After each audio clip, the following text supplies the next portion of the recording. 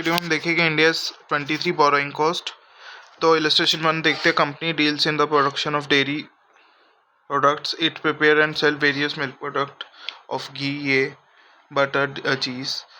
The company borrow funds from bank for manufacturing operation.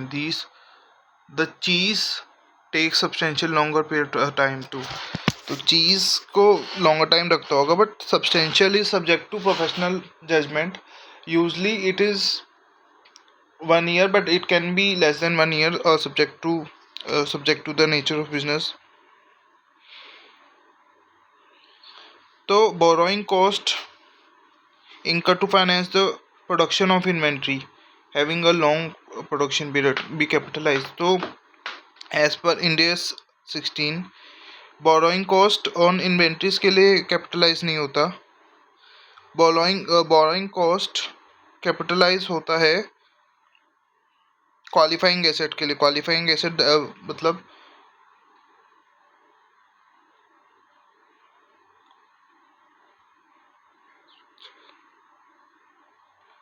manufacturing in the large quantity on repetitive basis. However, interest capitalization is permitted as long as the production cycle takes substantial part, as with cheese.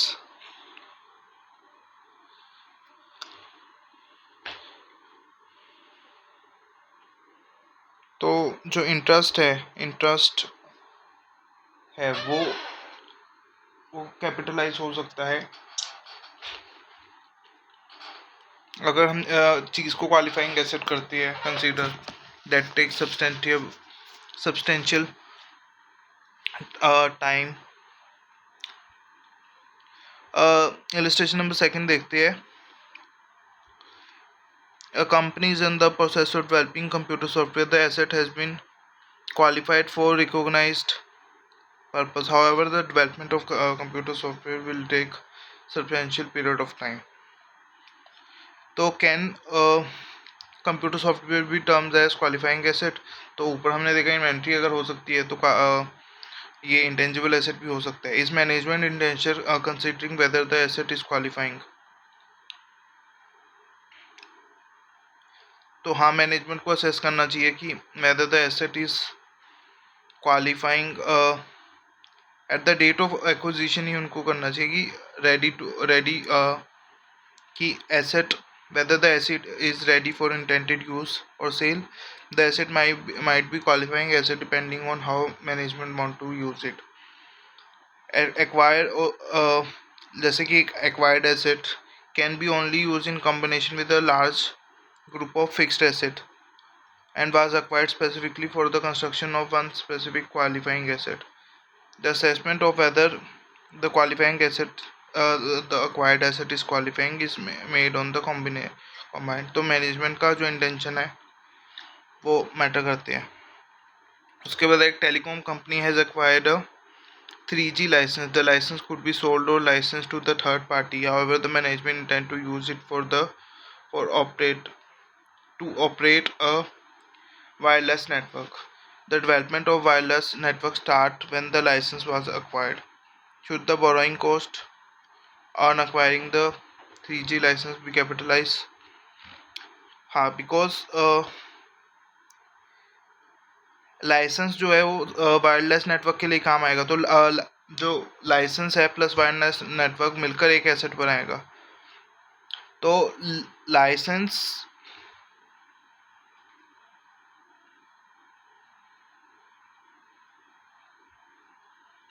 The acquisition cost is the first step in a wider.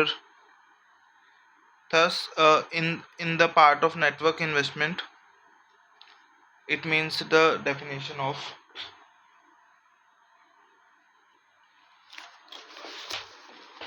qualifying asset. उसके बाद real estate company has incurred an expenditure for acquisition of permit allowing the construction of building. It has also acquired the equipment that will be used for construction of various buildings. The borrowing cost on acquisition of permit and equipment can be capitalise. Permit के case में yes, because permit is specifically related to that building. But with respect to equipments, तो equipment के लिए नहीं होगा, क्योंकि एक तो रियल एस्टेट कंपनी है और वो बहुत सारे वो जो इक्विपमेंट है वो एक तरह से उनका पीपी ही है, मतलब अलग पीपी है. उस प्रोजेक्ट से, उस बिल्ड स्पेसिफिकली उस बिल्डिंग से रिलेटेड नहीं है. तो वो कैपिटल उस पर जो खर्चा होगा तो वो क्वालिफाइंग एसेट निकल आएगा, और उस पर जो खर्चा होगा वो कैपिटलाइज भी नहीं होगा. ABC Limited had taken a loan of 20,000 rupees for construction of plant at interest rate of 5% per annum, payable on annual basis. On April 1st, 2021, the exchange rate between the US was 45 rupees. The exchange rate on the reporting period is 48 rupees. The corresponding amount could be borrowed by A Limited from the at the interest rate of 11% per annum.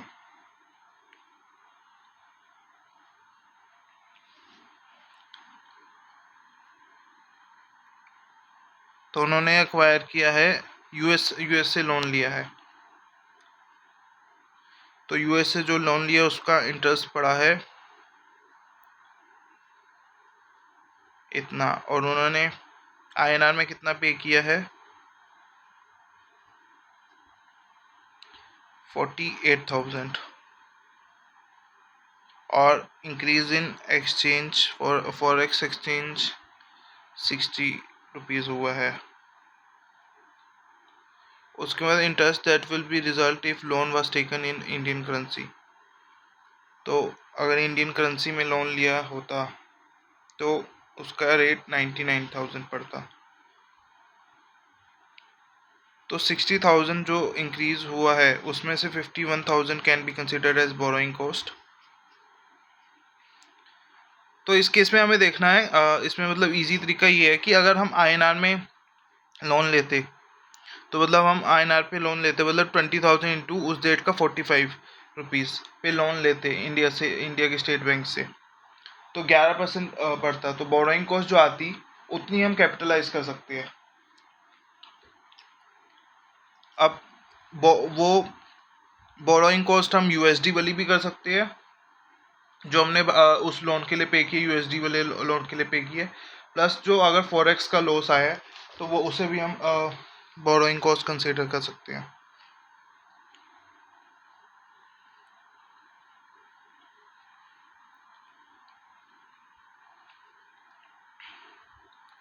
Next है alpha limited on 1st April borrowed 9% 30 lakh to finance the two qualifying assets on construction.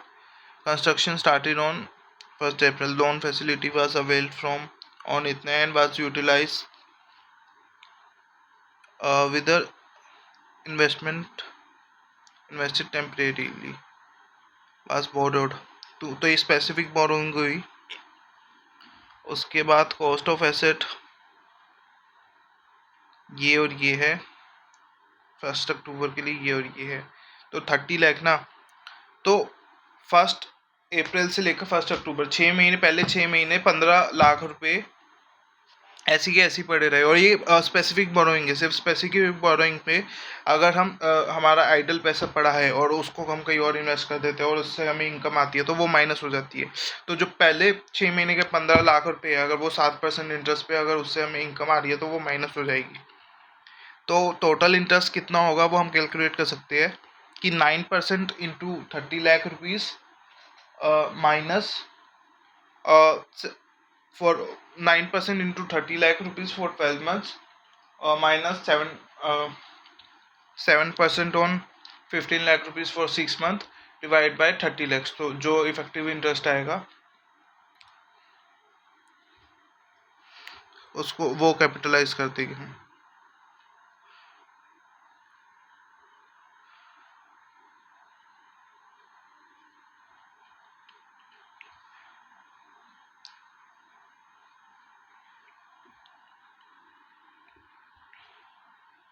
और specific borrowing में ये भी फर्क नहीं पड़ता कि कब पैसा कब, मतलब पैसा एक बार स्पेसिफिक बोरोइंग ले ली तो उस पे चाहे पैसा यूटिलाइज करे ना करे, इंटरेस्ट लगेगा ही लगेगा.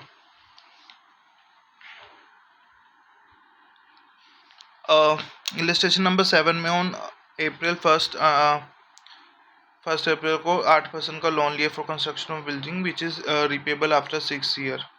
The construction of building was completed in इतना. The loan A Limited started constructing new building in year 23-24, मतलब next year में, for which he uses the existing borrowing. Has outstanding general purpose loan इतना and interest for which is payable at 9%, और इतने का इतने percent.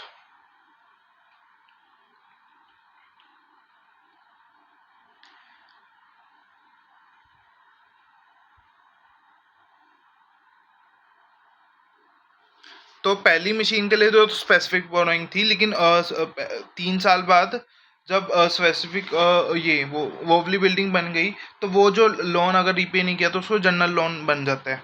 तो specific loan तो capitalise होता है, लेकिन फिर जो जनरल लोन है तो 8% का 50 लाख का, 25 लाख का 9% का और 15 लाख का 7% का लोन है. तो हम एक एवरेज इंटरेस्ट रेट निकालेंगे, जनरल पर्पस लोन आएगा ये सारा, और वो होगा बिल्डिंग बी के लिए कैपिटलाइज.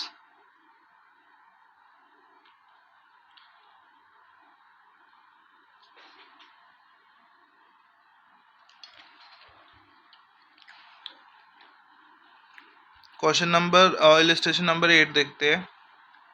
उसके पास सारे लोन्स थे.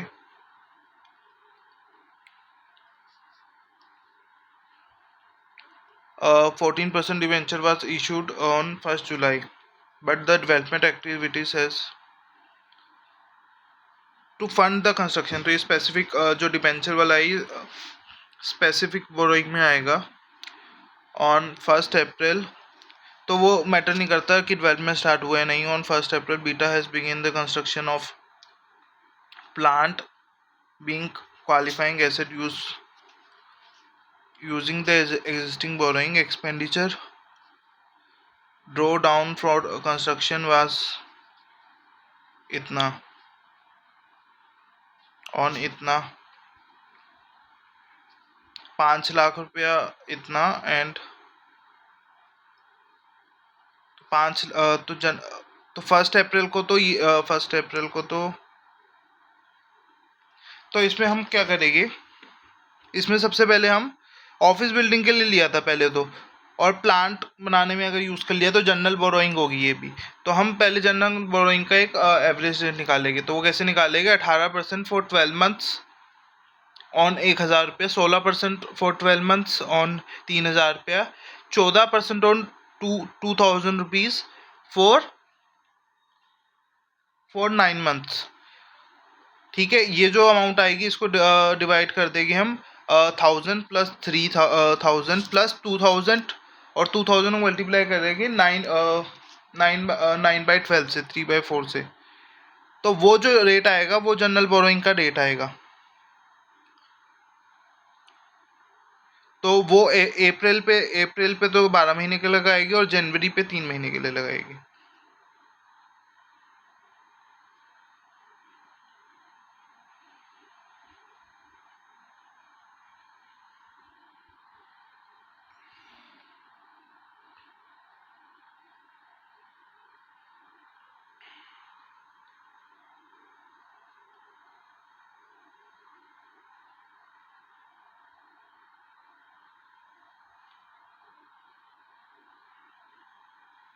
थाउजेंड्स. तो 10 लाख हुए, 30 लाख हुआ.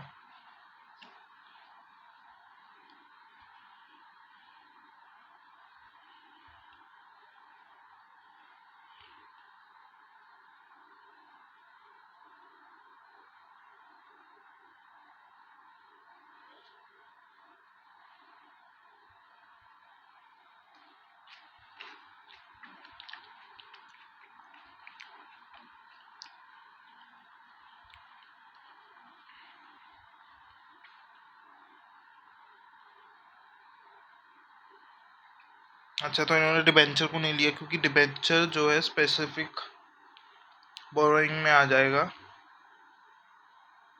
इन्होंने ऐसा कहीं मेंशन तो नहीं किया ना कि डिबेंचर को भी यूज़ किया इन्होंने, और सिर्फ 30 लाख का खर्चा है तो 30 लाख तो इन दोनों में से ही निकल जाएगा।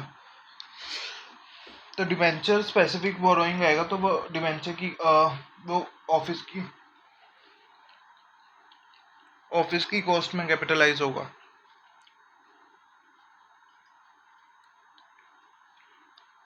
और वो स्पेसिफिक बोरोइंग भी आएगा।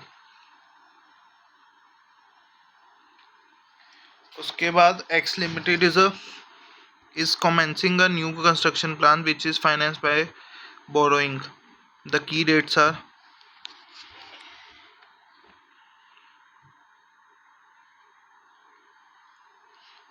the first loan interest relating to project started to incur, which is financed by a borrowing. Technical side,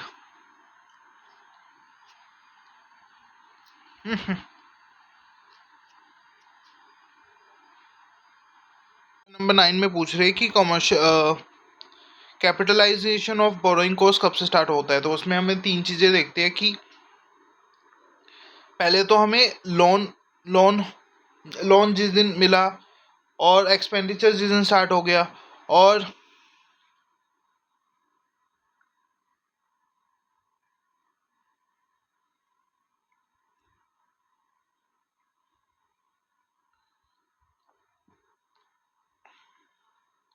activities necessary to activities are in progress which is necessary to make ready and administrative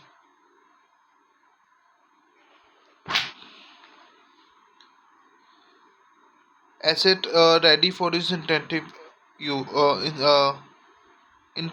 use।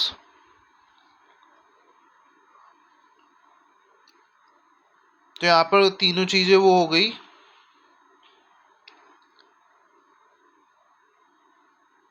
19 जून को, तो 19 जून को capitalise हो जाएगा। Construction commence हो गया लेकिन expenditure नहीं हुआ ना, तो एक्सपेंडिचर तो 19 को हुआ, तो 19 से बोरोइंग कैपिटलाइज होना स्टार्ट होएगी। Illustration number 10, marine transport limited order 3 ships. It pay down payment of 25% of the contract value for each of the ship out of the long term borrowing from scheduled bank, मतलब general borrowing. The delivery has commenced from the financial year itna. On March 1st, ship builder informed that it has commenced production of one of the ships. There is no longer there is no progress for other 2 ships. Marine prepare its financial statement on the advice whether it is permissible for to capitalize।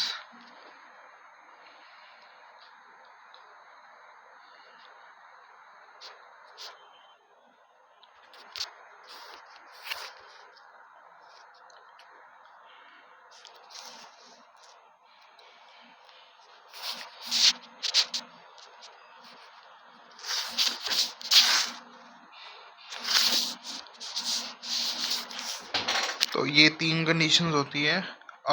Marine limited ने बोरो किया था, इंकर किया है। However, condition C is met only on and the fact 2 with regard to one ship. Thus, there is no capitalization of borrowing cost during the financial year ended. Even the borrowing cost is for one ship.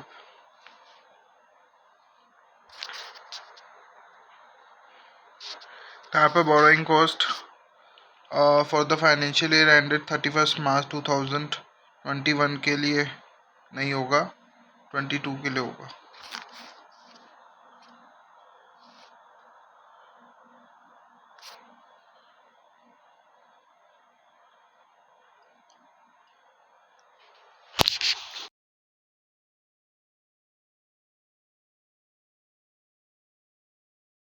Question number 11 देखते हैं. X Limited has Treasury Department arranged the fund for all the company working capital and expansion process. तो working capital के जो होगा वो qualifying asset नहीं आएगा,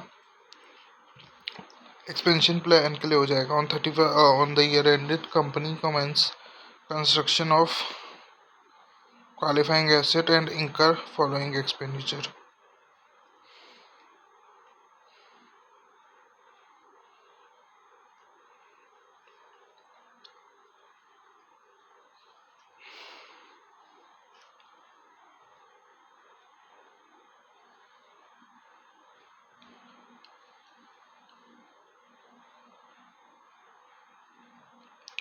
तो और यहाँ पे जनरल बोरोइंग है, राइट. तो दोनों के दोनों जनरल बोरोइंग है. वर्किंग कैपिटल लोन भी जनरल बोरोइंग की तरह ट्रीट हो सकती है. तो इन दोनों का एवरेज निकाल लेगी. इसका अगर 10% है, मतलब इन दोनों को न्यूमरेटर में रखेगी, इन दोनों को डिनोमिनेटर में रखेगी. उससे जो एवरेज इंटरेस्ट आएगा वो उसका इस पे लगाएगी कितने 9 महीनों के लिए, और इस पे लगाएगी 4 महीनों के लिए. तो उतना इंटरेस्ट कैपिटलाइज होगा.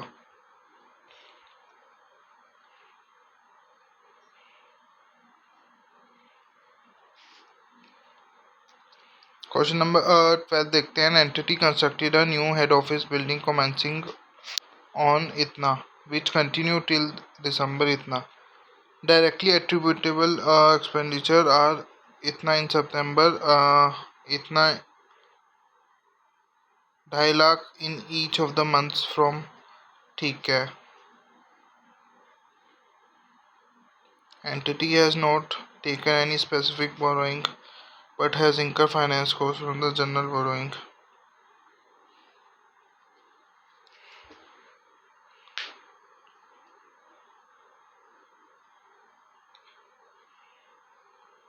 Overdraft of 5 lakh rupees which was increased to 7.5 lakh rupees.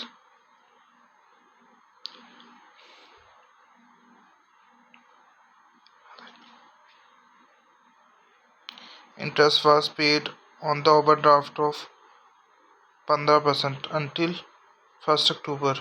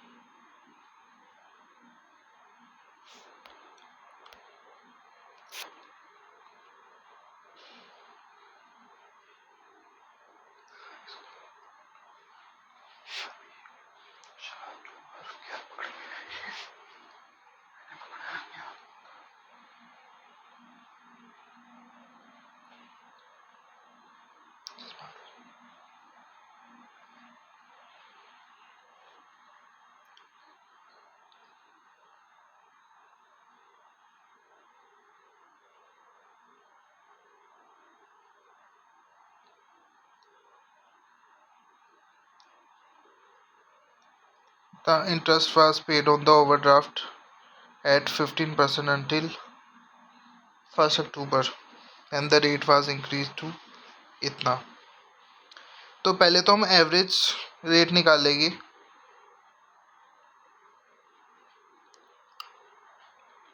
10% debenture,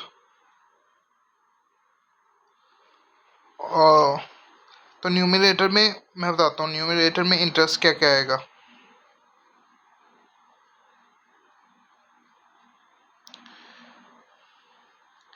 numerator में इंटरेस्ट आएगा 2 लाख रुपीज़ और इसका डिनोमिनेटर में आएगा 20 लाख रुपीज़. अब ओवरड्राफ्ट बताता हूँ. ओवरड्राफ्ट है 5 लाख रुपए. टिल दिसंबर 5 लाख रुपए है ना. तो डिनोमिनेटर में आएगा 5 लाख रुपए. 5 लाख रुपए डिनोमिनेटर में आएगा इंटू हम करेंगे 9/9 इन दिसंबर. अब इन्होंने ये नहीं बताया दिसंबर की स्टार्टिंग में है एंड में, तो हम करेंगे कि दिसंबर के स्टार्टिंग में है. तो 5 लाख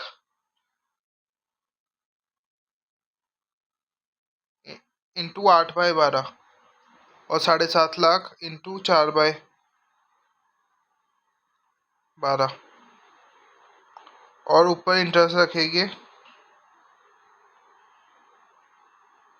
15% रखेंगे। 15% इंटू 5 लाख इंटू 6 महीना और 16% रखेंगे हम। 16% रखेंगे 5 लाख इंटू 2 महीना और मतलब 15% रखेंगे 5 लाख पे 2 महीने के लिए और 16% रखेगी 7.5 लाख पे 4 महीने के लिए। तो उससे जो वो निकलेगा रेट जनरल बोरोइंग का, उसको हम इस पे लगाएंगे सितंबर। तो सितंबर का स्टार्टिंग मान लेते हैं 1 सितंबर से, और उसको हम कितने कितने मंथ्स के लिए उस पे लगा देंगे, जैसे सितंबर, अक्टूबर, नवंबर, दिसंबर। 1 लाख पे 4 4 महीने के लिए लगाएंगे, बाकी 2.5 2.5 लाख पे 3 महीने के लिए लगा देंगे। वो 3 2 1 महीने के लिए।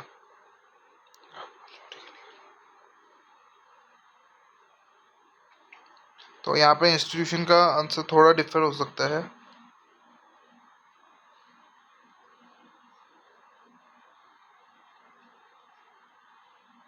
नंबर 13 में के ने कंस्ट्रक्शन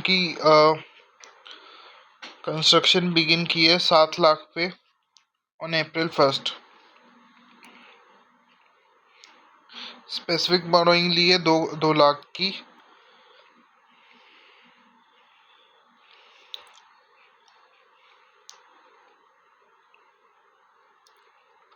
ये जनरल बोरोइंग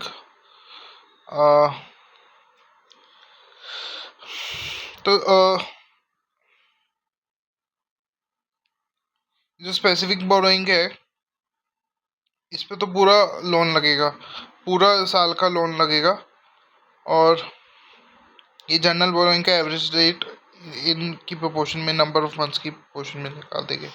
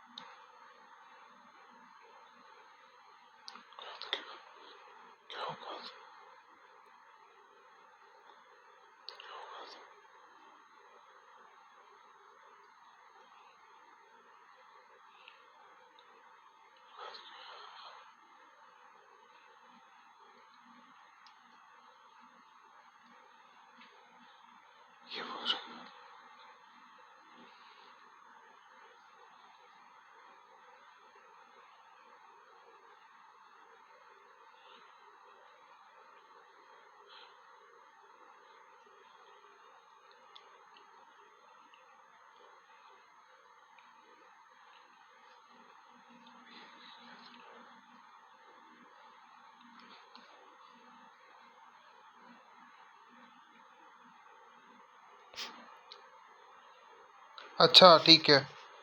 तो स्पेसिफिक बोरोइंग पूरे साल के लिए नहीं लगेगी, वो 10 महीने के लिए लगेगी, क्योंकि मतलब उसकी स्टार्टिंग हम, लेकिन 10 महीने के लिए लगेगी क्योंकि कंप्लीट होगी क्वालिफाइंग एसेट। तो 10 महीने इसलिए लगा क्योंकि स्टार्ट तो 1 अप्रैल से ही होगा पूरा 2 लाख का, 31 जनवरी पे ख़त्म हो रहा है, तो उसलिए वो 10 महीने के लिए लगेगा।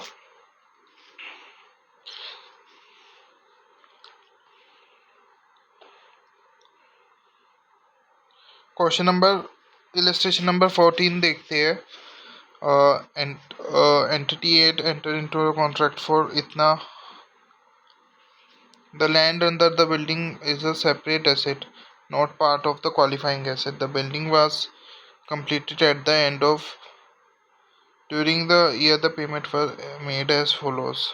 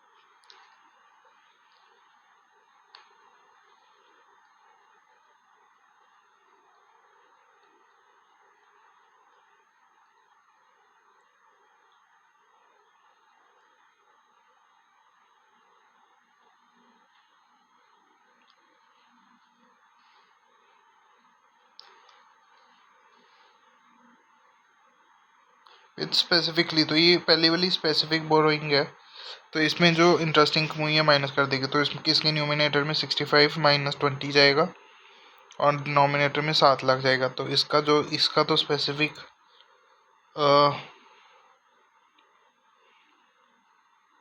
लेकिन ये कब ली है तो ये नहीं पता था हमें। चलो ये पूरे साल के लिए लगेगी, इसका जो इंटरेस्ट लगेगा वो पूरे साल के लिए लगेगा। तो ये 2 लाख को भी फाइनेंस करेगी। बाकी जो बचा है 10 लाख और 15 लाख 25 लाख का, वो 1 लाख यहाँ पे फाइनेंस करेगा, 12 लाख यहाँ पे, 2 लाख यहाँ पे। तो जनरल बोरोइंग का हम एवरेज रेट निकालेंगे।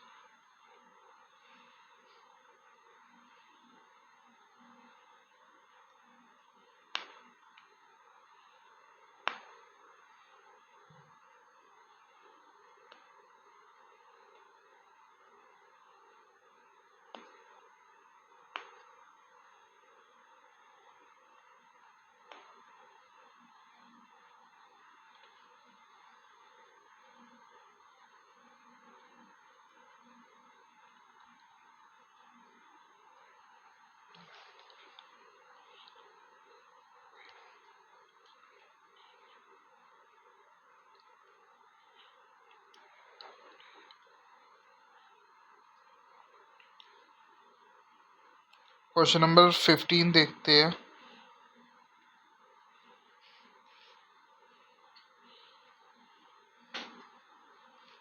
अच्छा क्वेश्चन है, इसमें सब्सिडी के हिसाब से अलग होगा, पेरेंट के हिसाब से अलग होगा।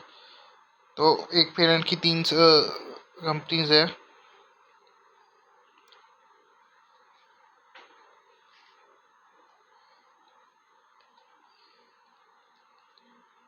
तो रियल स्टेट कंपनी बोरिंग करती है इतने का at the interest rate of इतना, एक्सपेंडिचर ऑन क्वालिफाइंग एसेट इतना है,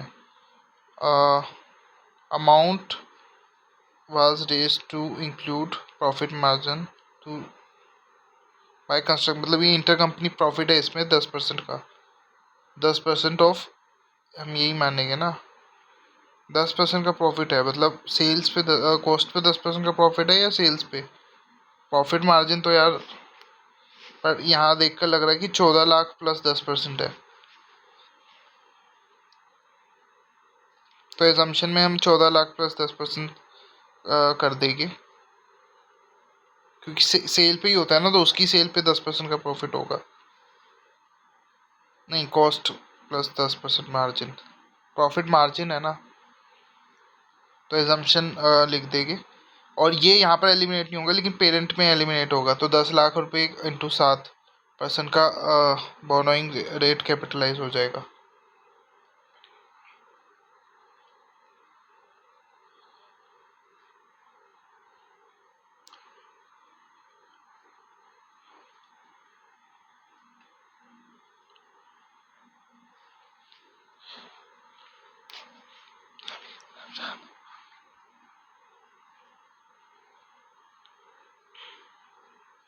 कंस्ट्रक्शन कंपनी में कोई भी बोरोइंग ही नहीं है तो कोई भी कुछ भी कैपिटलाइज नहीं होगा। इसके स्टैंड लोन में 7 × 10 का कैपिटलाइज होगा। इसमें इन्होंने रेस किया था and issue loan to for general corporate person at इतना टू पेरेंट कंपनी। तो पेरेंट कंपनी, अब पेरेंट जब कंपनी जो आएगा, पेरेंट कंपनी सबसे पहले तो भेदभाव हटा देगी, तो इंटर कंपनी सारा प्रॉफिट हटा देगी, तो वो देखेगी मेरे पास कितने का लोन है। तो उसके पास 20 लाख का लोन है 7% पे, 10 लाख का लोन है 7% पे, ठीक है। और खर्चा उसका हुआ है 14 लाख का, एजम्पशन लिख देंगे, और 10 लाख का हुआ है खर्चा,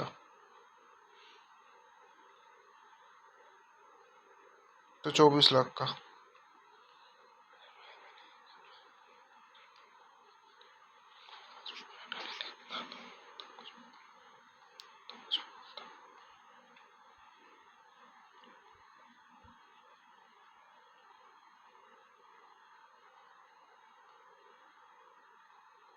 उसके बाद है इलस्ट्रेशन नंबर 16 है, how will you capitalise the interest when qualifying asset are funded by borrowing in nature of bonds that are issued at discount.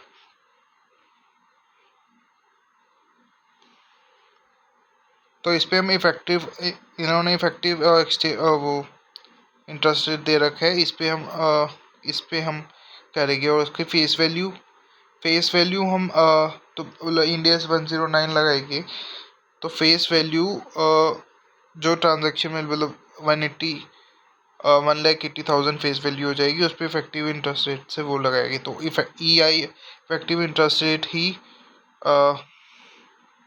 Capitalise होगा। तो 13.39% इंटू 180 पे, तो इसका एक टेबल बन जाएगा ये।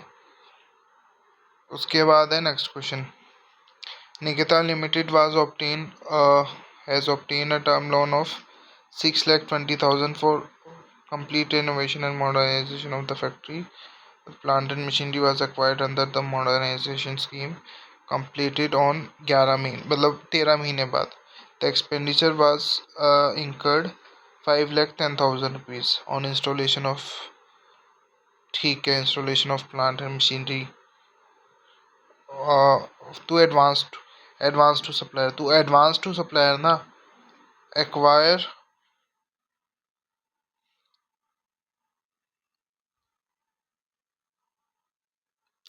एडवांस टू सप्लायर, लेकिन एक्वायर उन्होंने स्टेट को किया, लेकिन वो छोड़ देंगे, हमें एडवांस दे दिया मतलब खर्चा कर दिया। और तो मतलब इस पे भी 13 महीने का, इस पे भी 13 महीने का।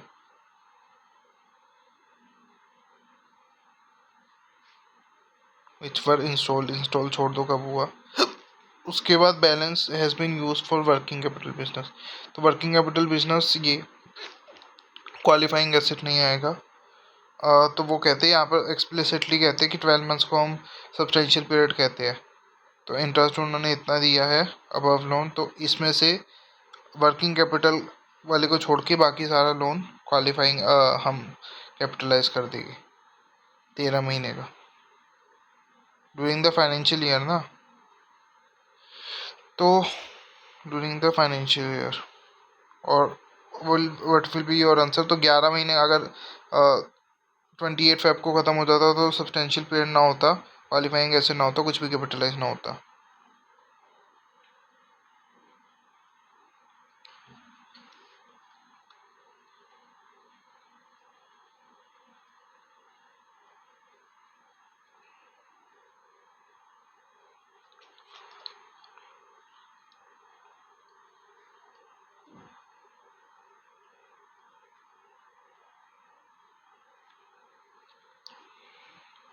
उसके बाद is the interest on finance lease a qualifying asset capitalize on. तो इंटरेस्ट ऑन फाइनेंस लीज,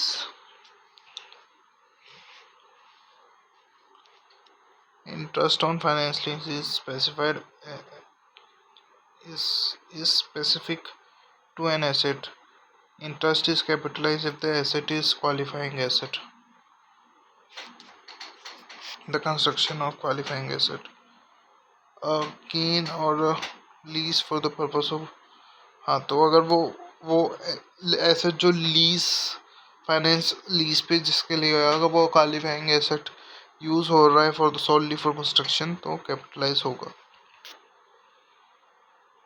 उसके बाद है illustration number 19। A subsidy finance the construction of qualifying asset within the inter company. ठीक है। Are the borrowing cost incur by inter company capitalise in the separate. हाँ, तो separate SFS में हो जाएगा, लेकिन पेरेंट की कंपनीज में नहीं होगा।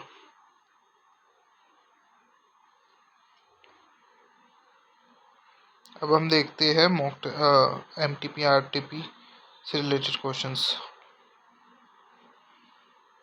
तो एंटिटी 1 सितंबर को से कमेंसमेंट हुआ है, विच कंटिन्यू टिल दिसंबर। तो सितंबर, अक्टूबर, नवंबर, दिसंबर। ठीक है। इन सितंबर इन और ये four C entity has not taken any specific borrowing. बिल्कुल सेम क्वेश्चन था, हमने किया था डिवेंचर। बिल्कुल सेम क्वेश्चन हमने ऊपर ही देखा था, बस थोड़ी वैल्यू चेंज है। बिल्कुल वैसे से ही हो जाएगा ये।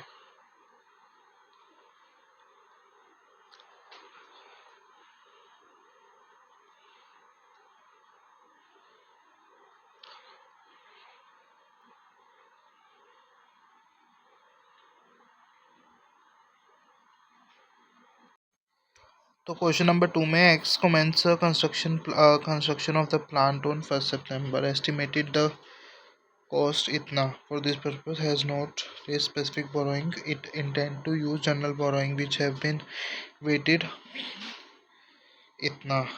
ठीक है। टोटल बर इतना, टोटल बोरोइंग कॉस्ट इंकर्ड। ठीक है। अदर एलिमेंट आर इतना, टोटल बोरोइंग कॉस्ट इंकर्ड। ठीक है। Cost of construction accrued cash flow paid in advance.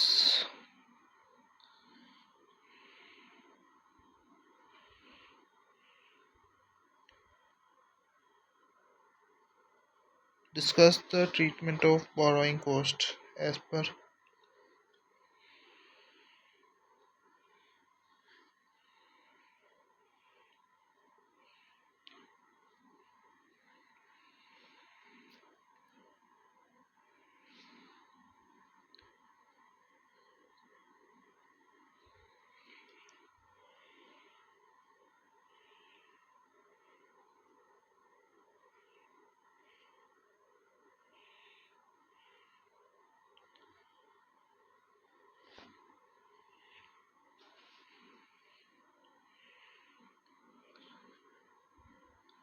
Average capital expenditure,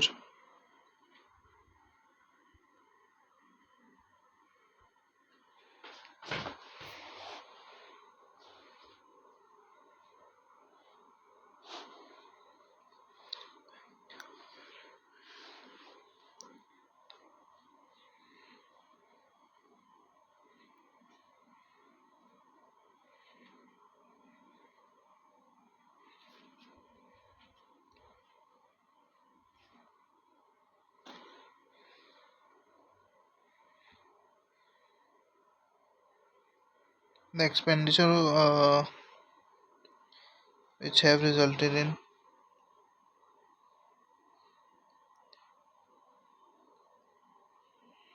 where the cash has been paid,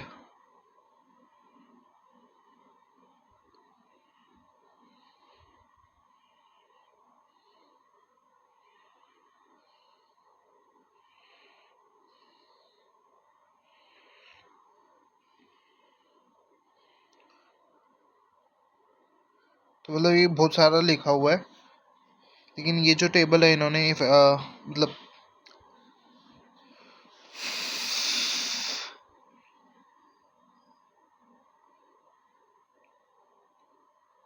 ये इन्होंने एवरेज कॉस्ट निकाला, उसको इन्होंने 11% से मल्टीप्लाई कर दिया और लास्ट में कह दिया कैश बेसिस मतलब एक्रूअल बेसिस पे इतना है, कैश बेसिस पे इतना है, और बोरोइंग कॉस्ट इतना लगा है, तो इससे एक्सीड नहीं करना चाहिए borrowing to cost to be capitalize. Question number 3 देखते हैं। हर्षित कंपनी का Harsh construction is constructing a huge building project consisting of 4 phase. It is expected that the building will be constructed in several years, but phase 1 and 2 of the will be operating soon, and they are completed. They are completed. So phases में होता है, तो अगर 2 phase का काम ख़त्म हो गया है तो उस पर और कैपेक्स नहीं लगाएगी। तो कैश एक्सपेंडिचर इतना की है, बिल्डिंग टोटल एक्सपेंडिचर इतना है, total expenditure land taken at the beginning of the year इतना। After taking substantial period of construction have been operating, find out the cost to be capitalized during the year. In the mid year,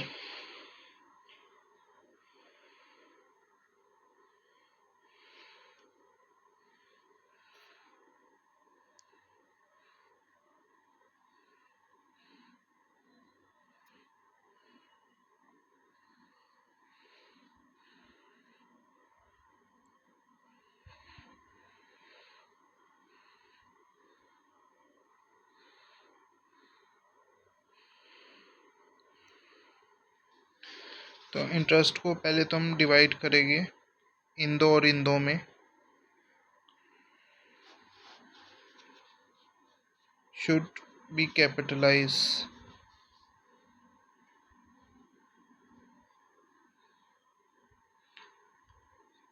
हाँ तो मतलब mid mid में operationalise हो गया ना, तो mid सिर्फ मिड तक ही कैपिटलाइज होगा, बाकी एक्सपेंस प्रॉफिट एंड लॉस में जाएगा। लेकिन इन दोनों का अभी भी काम चल रहा है, तो वो पूरा का पूरा कैपिटलाइज हो जाएगा।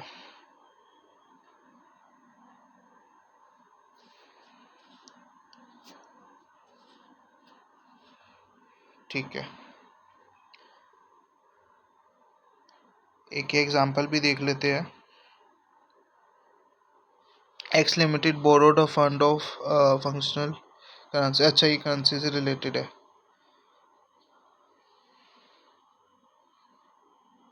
चलो, उन्होंने फंक्शनल करेंसी का रुपीज़ का 12% पे बोरो कर सकते थे, लेकिन उन्होंने 4% पे बोरो किया एट रेट। तो अब इस पे मैं बताता हूँ इंटरेस्ट कितना कैपिटलाइज हो सकता है। 1000 इंटू 40 इंटू 12% का कैपिटलाइज हो सकता है। अब वो कैसे कैपिटलाइज होगा?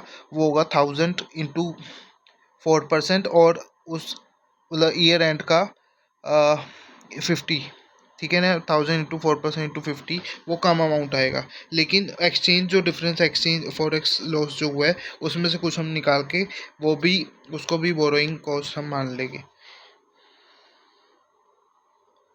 The loan is not due for repayment, the exchange loss is 10,000 ना, तो 10,000 में से भी हम कुछ अमाउंट निकाल लेंगे। द बोरोइंग कॉस्ट इज, ठीक है, बोरोइंग कॉस्ट ये प्लस इसमें से कुछ निकाल लेंगे, तो होता अगर इसमें लिया होता है तो 2800 इसमें से निकाल लेंगे। 10,000 में से 2800 निकाल लेंगे, ठीक है। उसके बाद इफ द 4x 41 होता,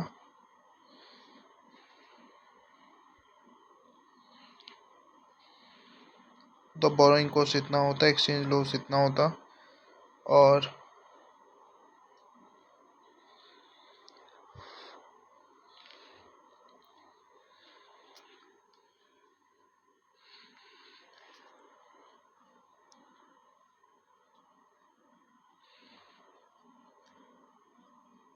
तो पूरा कॉस्ट ऑफ बोरोइंग हो जाता है। बाकी उन्होंने अलग अलग रेट पे एग्जांपल दे रखी है। इफ़ चलो लास्ट सी वाला केस देख लेते हैं. If exchange rate on is $1 for 44 and the part loan is repaid. तो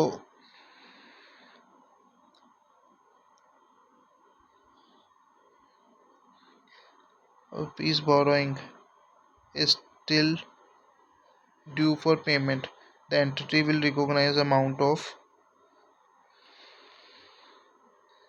borrowing cost कितना करेगी 4% into 44. ये तो हो गया. ये इसमें ऐड भी करेगी. इसमें एक्सचेंज गेन. अच्छा 2023 में तो एक्सचेंज गेन हुआ.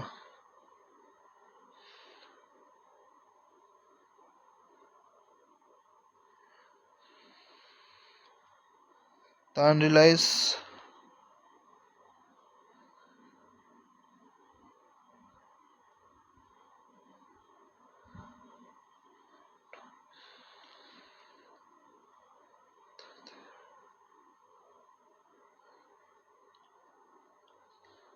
there will be an adjustment in the borrowing cost up to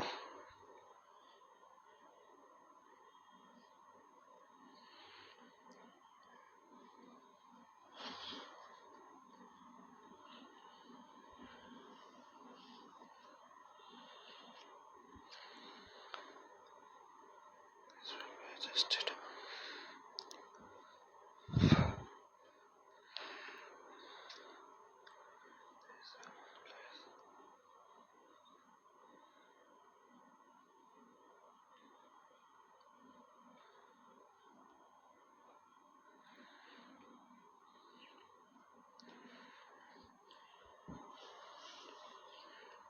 अच्छा क्वेश्चन है ये.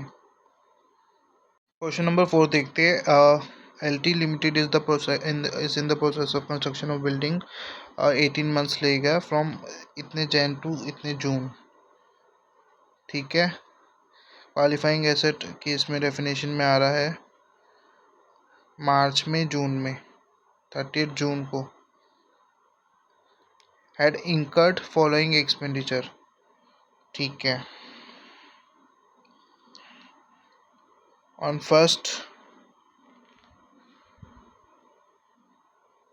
जुलाई इतना issued a redeemable debenture इतना. The proceeds are general borrowing which is used to finance the construction of qualifying asset. Had no borrowing before itna.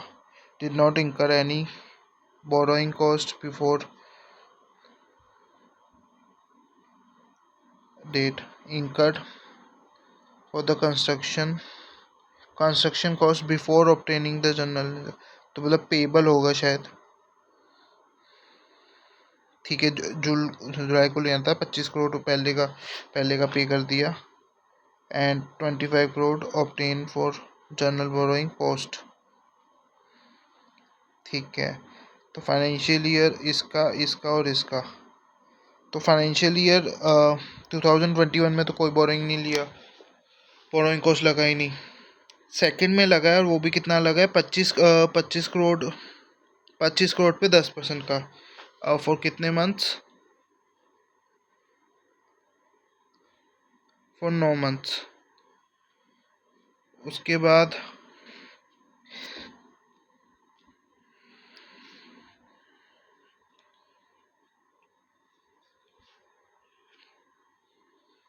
ठीक है. उसके बाद 23 में लगा है 25 करोड़ फॉर 10% और 20 करोड़ पे 3%. नहीं अब जाना है. नहीं अब जाना. 25 मतलब वही इस पे लास्ट पे 3% सही है. उसके बाद क्वेश्चन नंबर 5 देखते हैं. PQR Limited is engaged in the tourism business. Company has planned a holiday qualifying asset. Construction of the cost of project has been met out of the borrowing fund of इतने lakhs at the rate इतना.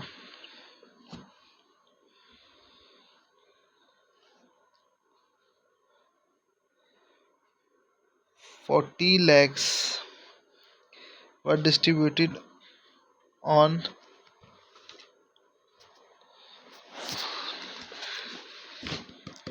40 lakhs was distributed on 1st April and balance 60 lakhs was distributed on June,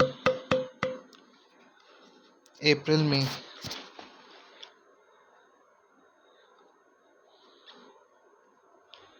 The company commenced physical construction on 1st July 2022.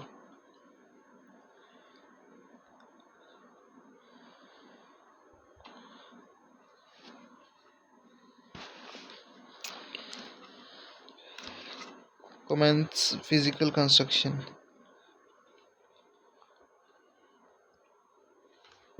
Thereafter, construction activity stopped due to the stand line on the road book having तो ये इसके लिए वो suspend हुआ है bye इतना। तो 3 सितंबर के बाद अक्टूबर, नवंबर, दिसंबर 3 महीने के लिए स्टॉप हुआ है। Activities have been resumed on completed on इतना। अब या पहले तो मेरे को ये देखना है कि कमेंट्स इतने को हुआ ऑन मैंडिक साइट प्लानिंग वर्क स्टार्ट हुआ। फिजिकल कंस्ट्रक्शन तो प्लानिंग वर्क स्टार्ट हो गया तो मेरे हिसाब से स्टार्ट हो जाना चाहिए।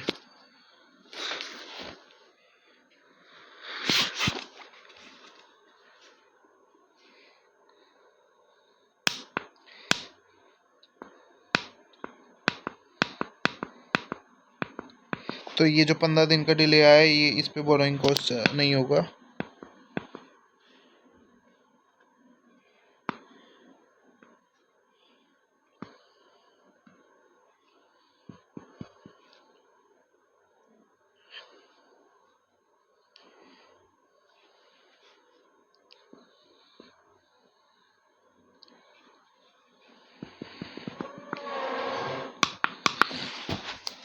अगर लैंडस्लाइड्स कॉमन है तो सस्पेंड नहीं होगा, लेकिन इस पीरियड के लिए सस्पेंड होगा।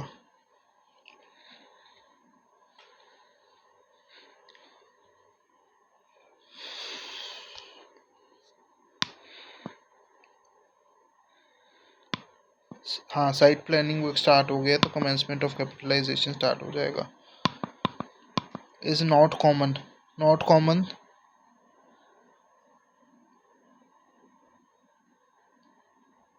तो वो 3 महीने जो है वो सस्पेंड हो जाएगी,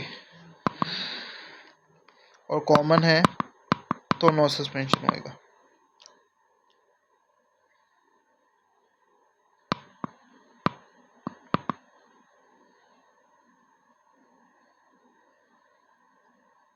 ये जो 15 दिन का है ये due to lack of safety measure for,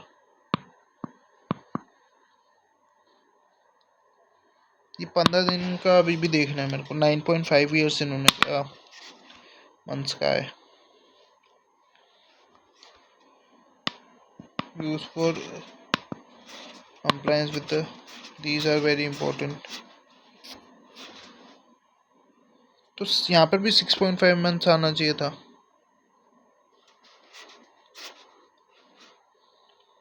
ये थोड़ा अनक्लियर है। जब यहाँ पर इन्होंने 15 दिन का दिया है